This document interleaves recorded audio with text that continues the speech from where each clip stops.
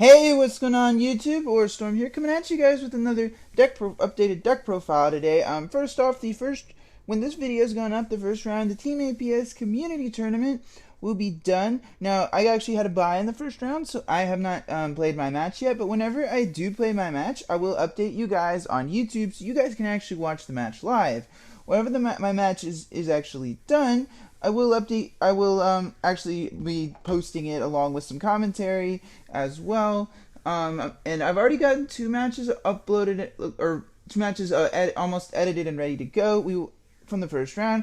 The first match will be Space Muffin Alex's Cosmos versus Boss Mojo's Mermails. The second match will be Crystal King 24's Teller Knights versus Rui's Shiranui Zombie deck. So those are going to be the videos we're going to be getting after this goes up. And like I said, whenever I do play my match, I will let you guys know. So with that out of the way, let's go ahead and get to the new Blackwing deck. Now, obviously, this deck did get a little bit of a boost from both Shining Victories in the last ban list, because Allure went to 2. We finally got Chittery, which is a really pretty decent card. But anyway, let's go ahead and get to the deck profile. So first off, of course, we have the obligatory 3 copies of Chris, the Crack of Dawn. Chris is an amazing card. Being able to be immune to destruction by spells and trap once per turn means that when this guy hits the field, your opponent can't bottomless it. They can't. There's a lot of things they can't do to it, and it's really nice. And it actually helps because you can still summon it, and if your combo gets disrupted. Then 2 copies of Blackwing Bora the Spear. I know a lot of players still insist on rank 3, but I kind of like 2. If I do decide to play Quaking Mirror Forces in here, this probably will go to 3. Then, of course, 2 copies of Blackwing Gale the Whirlwind. It's funny, not too long ago, this card was actually sitting at 1, but Gale is still a pretty decent card, especially in combination with something like No Thung. Being able to reduce your opponent's monster's attack and defense by half, and then reducing it by another 800 is pretty good. 2 is a good number, though, because it can get cloggy at 3. Then, of course, 2 Shura, the Blue Flame. Much like a lot of cards in Yu-Gi-Oh!, this card really is not as good simply because pendulums exist. However, the good thing is pendulums aren't as relevant, so you can get Shura's effect a little more often. Basically, whenever she runs over a monster by battle and sends it to the graveyard, you can grab a Blackwing monster with 1500 or less attack from your deck, and most of the time, it's going to be this guy. 2 copies of Blackwing Pinaki the Waxing Moon. So this card is actually really good because it's both. You can only use it to make Blackwing synchros, but whenever it's in the graveyard, because it was sent there this turn, it's like a Scarm. It adds any Blackwing monster from your deck to the graveyard, so you contribute off Icarus attack and synchro with it, etc. Then 2 copies of Blackwing Blizzard the Far North. Blizzard is pretty standard in like most of the Blackwing builds I've seen. It's basically like the Wolfbarker deck. Whenever it's normal summon, you can special summon a level 4 or lower Blackwing monster from your graveyard. Then, of course, the 1 copy of Orochi. Personally, I just like Orochi at 1 because it allows me to, if I have No Thung out, I can special summon this and then sync over Hawkjoe and then loop the No Thung right back. It's a pretty intricate combo, one of the most important combos to the deck in my opinion, so I always just rock the 1. And then the last 3 Blackwing monsters, of course, we have 3 copies of Blackwing Kalut the Moonshadow. I know a lot of players' lists I've seen are only running this card at 2 because it can get a little cloggy at 3, but I run 3 because I want to see it, and the other thing is you can draw multiple copies, unlike something like Honest or Bujinji Crane. Now we're getting to the spells. We got 2 copies of Allure of Darkness. I actually picked up an Ultra at locals last weekend, so I need to get another Ultra. First of all, Yu-Gi-Oh! Problem. Anyway, Allure is really good now that it's at 2. It's not spectacular in this deck because it does require you to banish combo pieces sometimes, but being able to, basically like a Pot of Greed is way too good. Then we have the obligatory 3 copies of Black Whirlwind. You have to play this card at 3 because you have to see it. It's so unfortunate that this card isn't searchable because this deck would be so much better if it was. Then 2 Mystical Space Typhoons. I still like, even though I'm rocking, you do play Icarus in decks like this, I still like having the 2 MSTs just to get rid of annoying stuff. Then the 2 copies of Forbidden Lance. A lot of people kind of get salty about, one of my videos, the guy kind of got salty because he said I shouldn't be playing this because it interferes with Whirlwind. The main thing is, in a deck, I always play Lance in decks where you need your normal summon to go off, and this is one of those decks for sure. Then the 1 Soul Charge, obviously it's at 1, but being able to bring all your monsters back and then make Rakiri and just completely destroy your opponent's field is pretty nice. The 2 Swallow's Nest for the last 2 spells. I only think you need 2, but this card just really allows you to just kind of like get a lot of your plays going. It sets up easy Blizzard plays. Next up for the traps, we have 3 copies of Icarus Attack. I still need to get another super, but Icarus Attack is really important. Obviously, like a lot of builds only play 2, but I like 3 because I want to see it, and I always find it's really useful. Then 2 copies of Mirror Force. This is going to be Quaking Mirror Force in the future. I just haven't got my hands on copies yet, but I know Mirror Force is not that good right now, but for now it's in here until I get my Quakings.